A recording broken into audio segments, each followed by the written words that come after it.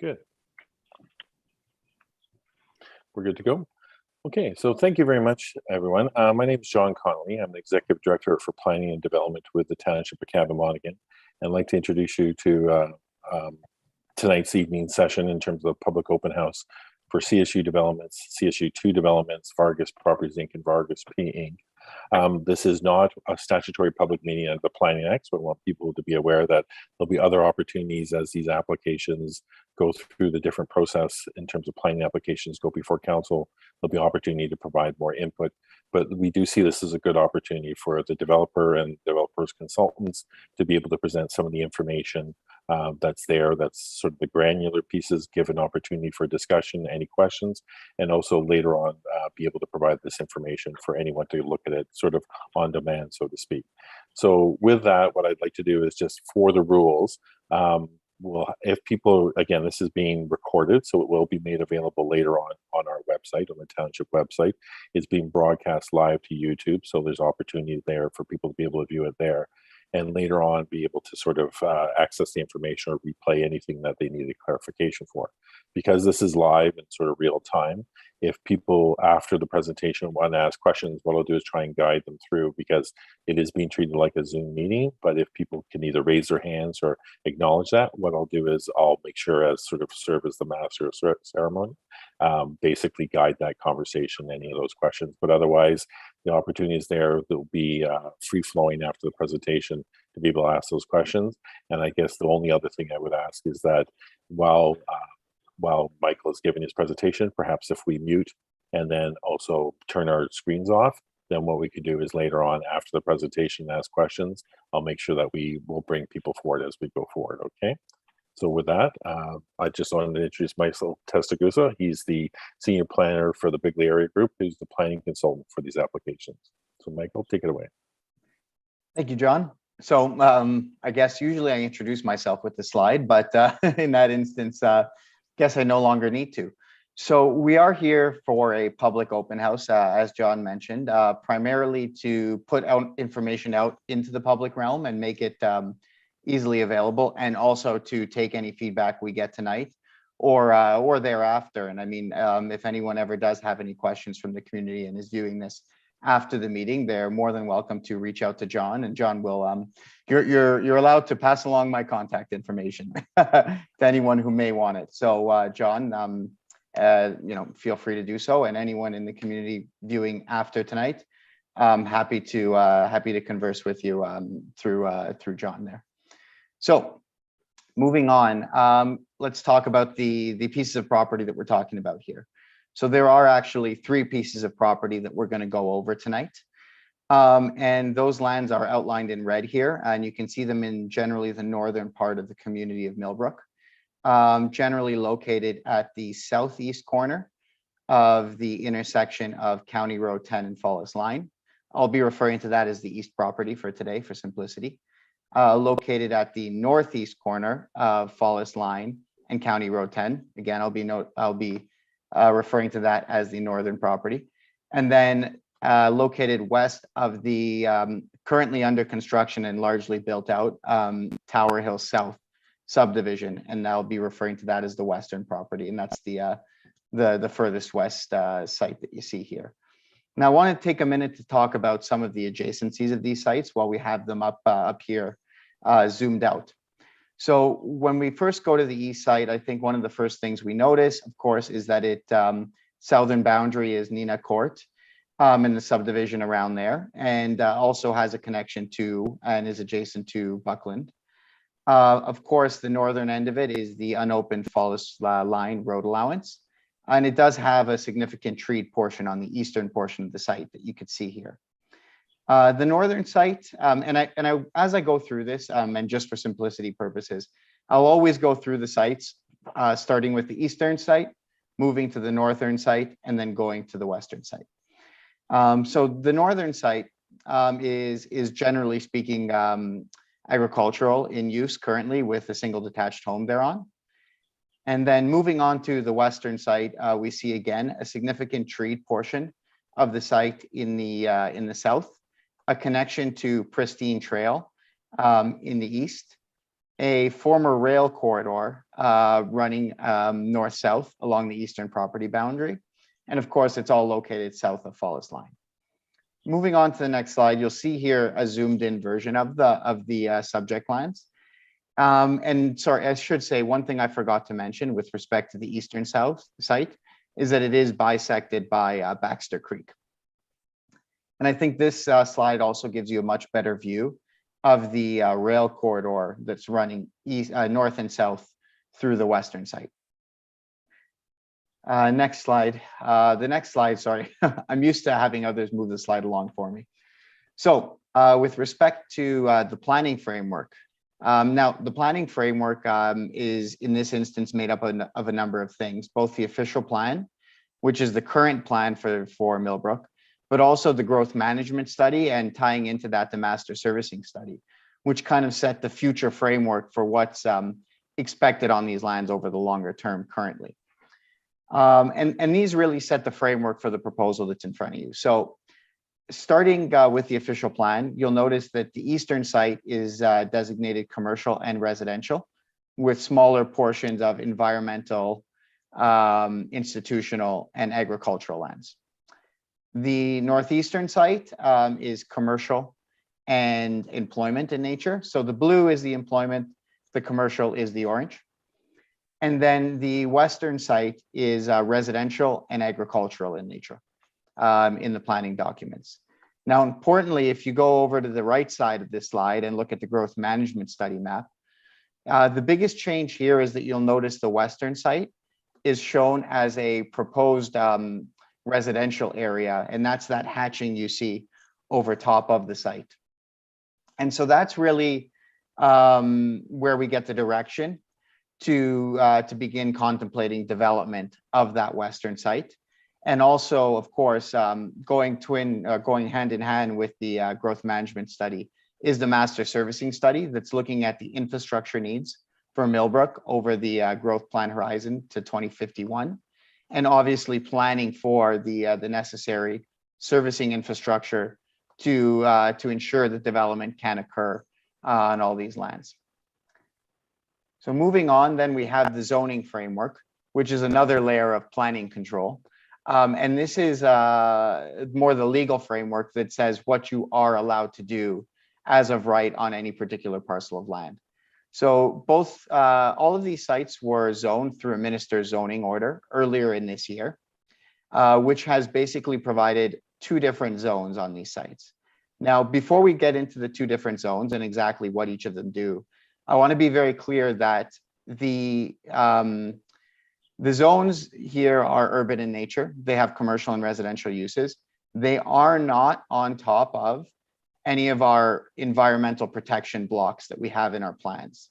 What that means is that in essence, these aren't over the entire environmentally constrained portions of the land per our draft plan. So these, and we'll see as we go down there, there's generous provisions for natural heritage networks on this site. In fact, it's 40% of the site, I believe, is actually being protected for natural purposes. In any event, you'll see two types of hatching on the subject properties. You'll see a horizontal hatching and then dots. So the dots are the commercial mixed use sites. You'll notice them at the southeast and northeast corners of County Road 10 and Fallis Line, as well as at the far western boundary of the western site. Now, these sites can accommodate a couple of different things in the zoning. They can accommodate traditional low density kind of auto-oriented plazas, as people are often used to seeing a strip mall. And it can also accommodate up to 4 stories in height in mixed use buildings. And as we go down, I'll show you what that could look like. The community zone is the area where you're likely to see residential uses. And that's south of Fallis Line on the eastern site. And again, south of Fallis Line on the western site. And the zoning for these two sites in the minister's zoning order is more or less a carbon copy of the zoning that was permitted in the Tower Hill North and the Tower Hill South subdivisions which are located at the northwest and southwest corners of Fallis and County Road 10. Of course, the Tower Hill North being largely built out now gives you a really good idea of the type of performance standards that you're going to see in these new communities based on the zoning. So going on that, the last two slides we were talking about the current planning framework. So the current official plan and the current zoning. We're now going to talk about the applications that are being submitted. Well, in fact, have been submitted on the subject sites and what they're looking to change. And I think one of the key takeaways here is that there is still a planning process ongoing for these sites. And this is in many ways the first public session where the information is being presented, but there will be future public meetings that'll occur as the applications move through the process. So the first application that's required is what's called an official plan amendment. And in essence, these amendments are being sought in order for the planning documents, the official plan, to match what's shown on that minister's zoning order. And so again, moving and starting on the east side, which is the furthest on the left of this screen, you'll notice that the agricultural portion of the site in the northeast is proposed to become residential. The institutional portion of the site in the southeast is proposed to become residential. And the community commercial portion, some is to be retained and some is to also become residential. Now, moving over to the north site, you'll notice that we're expanding the commercial permissions on that site, in essence, to make up for the removal of commercial on the southern site to a certain extent, as well as rejigging the orientation of where we have commercial versus where we have employment. The intention there is to move the commercial block adjacent to and being at the corner of County Road 10 and Fallis Line, and having the employment block shift to the eastern portion of the site. Again, that's consistent with that minister's zoning order. And thirdly, which is the center picture here, you have the Fallis West site, where we have the land uses being switched from agricultural to residential. So the white is the agricultural on that central image. And of course, that's to be proposed to be changed to residential. So that's the official plan amendments. Moving on then, we also have the subdivision application that needs to be done. And now this is a very technical application. The intention of a subdivision application is to create the individual lots that will eventually be developed upon, as well as the commercial blocks that again will be developed on, as well as parks, infrastructure blocks, and roads. So that's why you see here very kind of fine grain and detailed plans in front of you for the west, east, and northern blocks. And it's through this process that the municipality and the county will secure many of their typical conditions of approval that we're going to talk about later, including natural heritage preservation, including the requirement to service the lots to municipal standards and convey the roads and things of this nature. So that was a lot of planning jargon, and I apologize for it. We'll go on to talking about the concept plans themselves and what that means and how they'll look in the community if developed. So this is a zoomed in version of the of the three sites, and we'll start with the central image, which is the eastern site. And there you'll see the commercial block, which is in an orange shading here, located at the corner of County Road 10 and Fallis Line. Then you see residential uses primarily moving south. You'll notice that there is a bridge proposed over Baxter's Creek and a storm pond proposed in the southern portion of the site. And you'll notice that at this time, there's no connection shown to Buckland or to Colebrook in the south, which is the extension of Nina. One of the biggest features of this is you'll notice that a majority of the eastern portion of the site actually is being preserved for natural heritage feature preservation.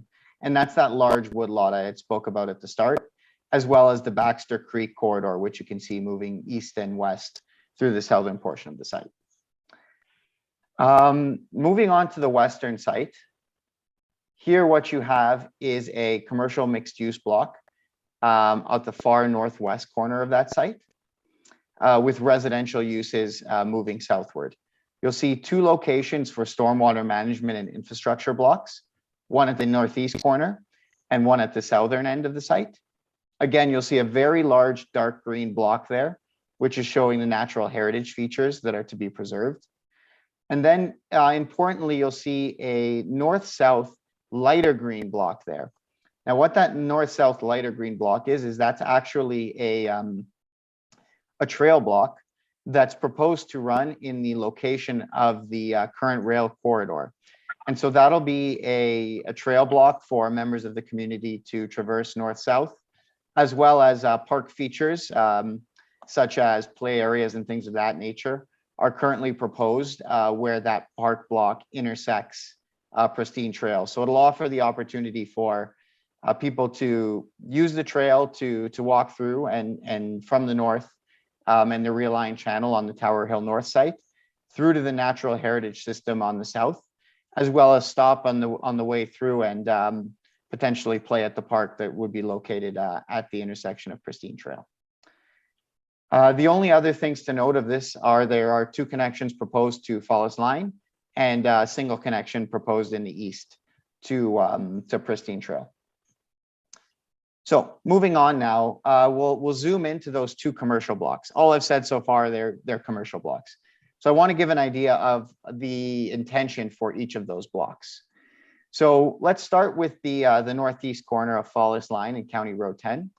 That's going to be your traditional kind of auto-oriented and strip plaza at this current time, including retail uses, grocery store uses, gas station and a car wash, as well as restaurants. That's currently what's proposed there. And you can see it on the right side of your screen. On the top left side of your screen, you see a potential concept plan for the mixed use type block, which could happen on the two southern commercial blocks. And here you see a 4-story building, again, with similar performance standards as were recently approved on Tower Hill North, which would in essence have commercial uses at grade as well as lobbies for the building. And then above that would have 3 stories of residential with parking located at grade in the rear, as well as loading facilities and amenity space at grade. This is to give everybody an idea of how those commercial blocks and mixed use blocks could look over time. So I now want to give everybody an idea of how the built form on the residential side may look. I mean, as I spoke of earlier, the product type is going to be very similar to what you see in Tower Hill North, which is actually already built. So if anybody's interested, they can take a spin through that neighborhood, and you're going to see very similar types of products. So, 1 and 2 story single detached units, 35, 45, and 52 feet in width, as what you're seeing below. A mix of brick, some vinyl siding, and stone, and bungalows and 2-story products. So this is a sampling of what was done on that Tower Hill site, and similar products are expected here. And again, of course, we also have the townhouse products, again with the two garages per product, which again you can drive through the Tower Hill subdivision and see. So that's an idea of how the built form and the houses will look. I just want to end it off with some things that the developer is committing to, and frankly, these are things that are typical as you go through the development process, but we do want to advise people of them. And that includes continuing to participate with the town and the county as they move through their growth management and master servicing study, and paying of typical costs and fees associated with development, such as development charges, as well as any proportionate share of infrastructure and servicing upgrades that would be required and identified through the master servicing study. Also, obviously, proposing to satisfy any typical town, county, conservation authority, or First Nation conditions that would come through the draft plan approval. So remember, we talked about the draft plan approval earlier, and that's where an agreement is executed between the town and the applicant after approval of the applications in principle. to secure for a number of those items. So for example, Orca would likely require some type of a conveyance and circulation, or sorry, protection of a block around Baxter Creek, as we've shown it. And so that would be something that would be secured through there, just as an example. There's also the commitment to provide affordable units via the townhouse and mixed use blocks, and a commitment to provide parks and trails. So ending on that, I'll just give some very, very high level stats so people understand kind of gross what's being proposed here. Parkland is proposed at 5% of the subject site. Now that's typical of development and requirements in the Planning Act, which require 5%. So between the three sites, 5% parkland will be provided. 40% of the east and the west sites in total are actually being preserved for natural heritage purposes. And that's to preserve the woodlots on site and provide buffer to them. Likewise, to preserve the wetlands and the Baxter Creek corridor, provide buffers to them, as well as keeping development outside of any floodplain zones and making sure that there's no impact to the existing floodplain. So that's all within that 40% of natural heritage features. In terms of number of units, we're looking at about high 700s, low 800s is the kind of current range of units. Right now it's at 786. That will change as we move through the process, likely, and make small changes here and there to our blocks and our lotting. But that's the area that we're in right now. And likewise, we're at about 70,000 square feet of commercial gross floor area, particularly and primarily in that northeastern block at the corner of Fallis Line and County Road 10.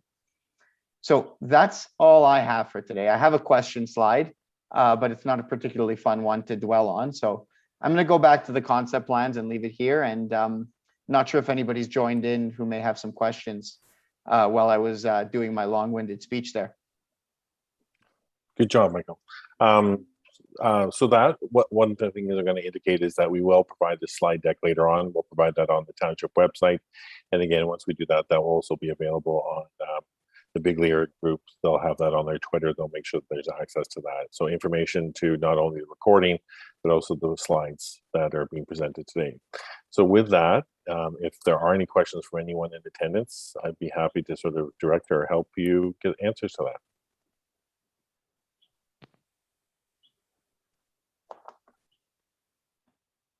Hey, Graham. Hey, thanks a lot for that presentation, Michael. Really clear and informative. My two questions are going to be dealing with more environmental issues. And so I just wanted to let you know my name's Graham Whitelaw. I'm a registered professional planner.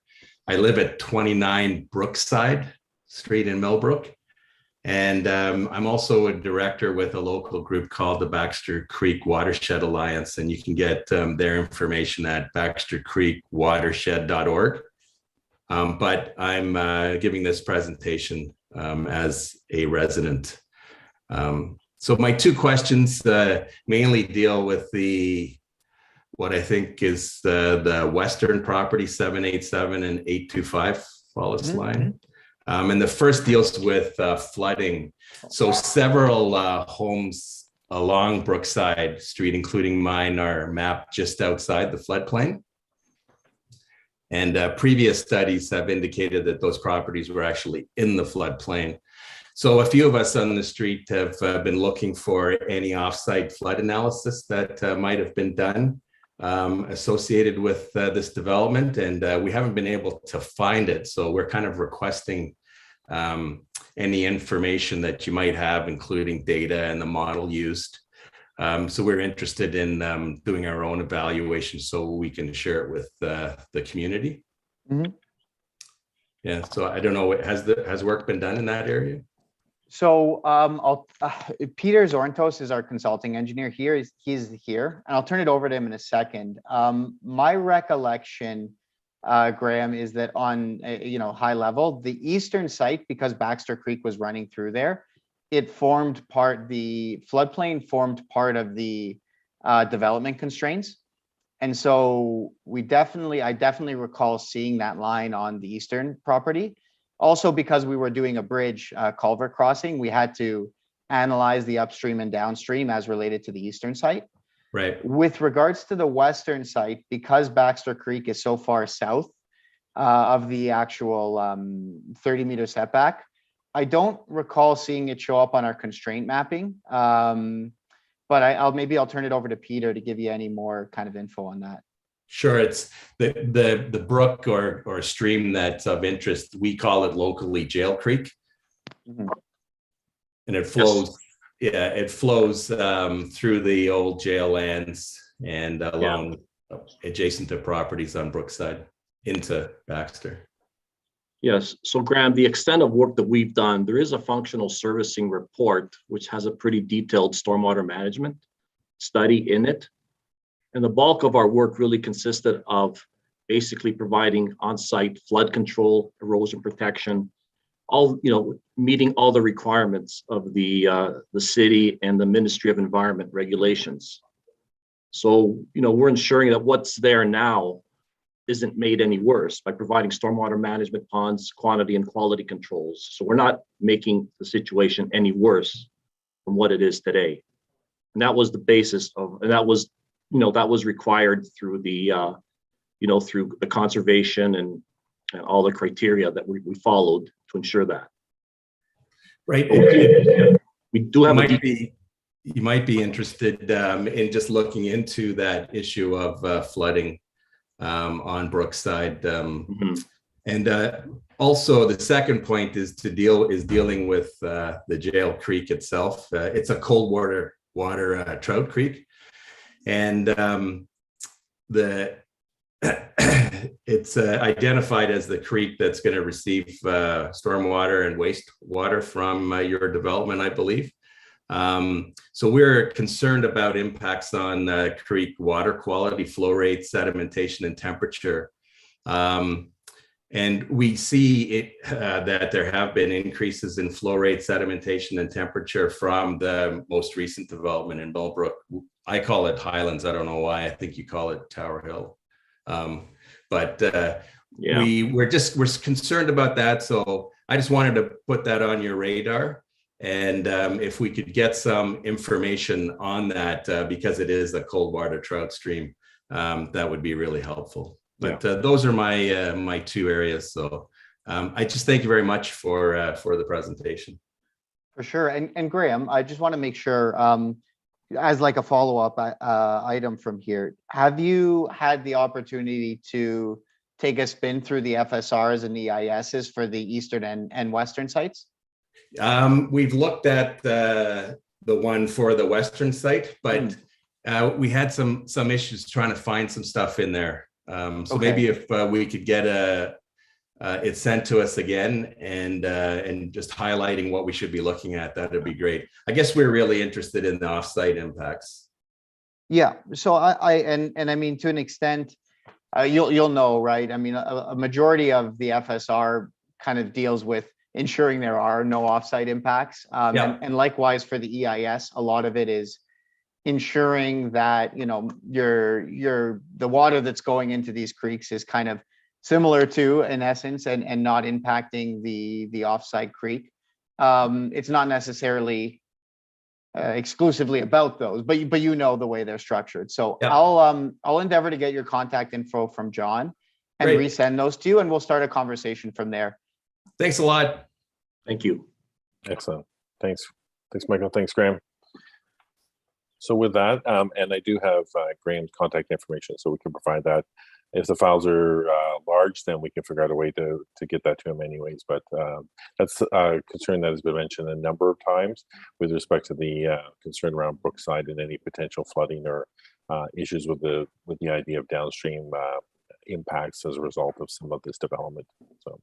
And you know what? I should take the opportunity. I know I was speaking to Graham, and so sometimes you forget the fact that this is going to be kind of online for everyone. I did notice Chris Ellingwood is here as well, who's our environmental consultant, who maybe can speak high level with respect to cold water streams and kind of the approach there. That'd be good. Just for the community. Again, Graham, we'll go through and review the EIS together and all that, but just for the community to hear it as well. Thanks. Chris, are you there? Yes. Oops. Okay, Yes, perfect. can you hear me? Yeah, we can, and the floor is yours, sir. All right. Thank you. Yes, we're the biologists. We did the work on the western site and the eastern site, and we spent a lot of time in Baxter Creek looking for everything from groundwater seepage areas, which is pretty common in Millbrook, to headwater drainage features. And so we did fish the creek as well, just to make sure we understood what kind of fish were in that creek. And a big part of our work is making sure that the aquatic environment is protected. And that's not just from regulation, that's just from experience in Millbrook before, making sure that the cold water regime of Baxter Creek and the tributaries is all protected, and that the fish population is as well, doesn't have any impacts. So we work very closely with the engineers, the stormwater engineers. We work with the bridge and crossing engineers and servicing engineers, just to make sure that any water coming out of the stormwater pond is going to be bottom draw or have a less thermal impact on the stream, and then just making sure that we have monitoring programs in place as well, so we know what the temperature was before we started the project. And then there will be some kind of permitting and probably monitoring required as far as the creek impacts itself, especially if we have to do any kind of changes to the creek alignment, which may involve a DFO authorization or some kind of letter of intent from DFO.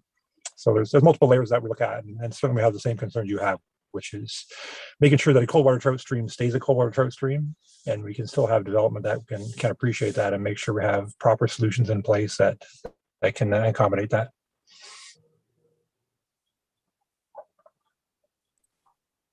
Excellent. Thank you, Chris. That's I appreciate that. Is there anything that, from the standpoint of the material, the background material, that's either for CSU or for Vargas for the west and the south and the central part, that might help Mr. Graham Whitelaw in terms of his information there, that anything out of the FSR, is there something particular that could be pointed out, or are there any additional studies that have not been provided that might be helpful? I think for Graham's purposes and for the questions he's asking, it would be the environmental impact statement or study, sorry, the EIS. Yeah. And so used to saying it in short form, I forget how to say it in long. Environmental impact study, which is Chris's domain, as well as the functional servicing report, which is prepared by Peter and deals with the stormwater and servicing aspects. I think those would be the two most pertinent items. Of course, there is the full range of studies for both the east and the west sites that are available online, including transportation impact, planning justification, as well, and as well as a number of supporting kind of drawings and plans. I will note, just for everybody in the public, and again in the spirit of kind of putting this information out there so people know where we're at as of today, the eastern and the western sites have been submitted formally, and their materials will be available online. The northeastern site is still going through the project development phase. And so that commercial block, although we do expect to submit something over the course of the summer, actually won't be available online because that one hasn't been formally submitted as an application yet. Correct. Thank you. That's excellent in terms of providing that clarity. Thanks, Michael. Putting it out there, are there any more questions? Any more or follow-up even from the earlier discussion?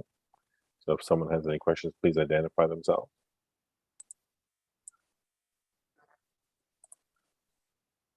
I know sometimes technology can be a challenge, so I'll give people a few more minutes, but if not, then I think what we'll do is just end with concluding comments. And then again, what we'll do is make sure that the presentation is available. It'll be on our website. We'll make sure it's available. We'll also make sure that it's as well be the recording, all the information that's there, and then the follow-up material as well. So with that, if there's anyone who has any other questions, be happy to direct that.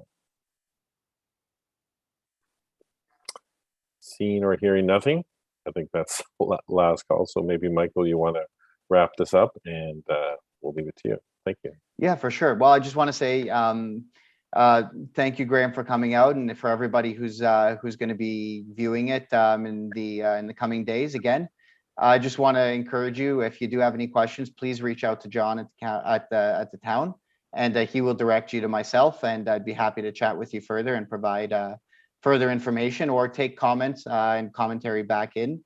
as we prepare resubmissions. Excellent. And just sort of capitalize on what you just said, both the CSU and Vargas, there have been resubmissions on both of those. Comments have been provided for most of the agencies on the west side. There will be for the east side as well. And as Michael had indicated, that we've gone through pre-consultation and there'll be more details available on that northeast corner, which is that commercial block. And with that, I want to thank everyone who is here in terms of presenting. Thank you for Michael and for Peter, and for everyone who provided from the planning side, and also everyone who participated from the public. And again, if you have any questions, just contact myself, John Connolly, at the Township of Cabot-Monaghan, and I hope everyone has a good night. Thank you.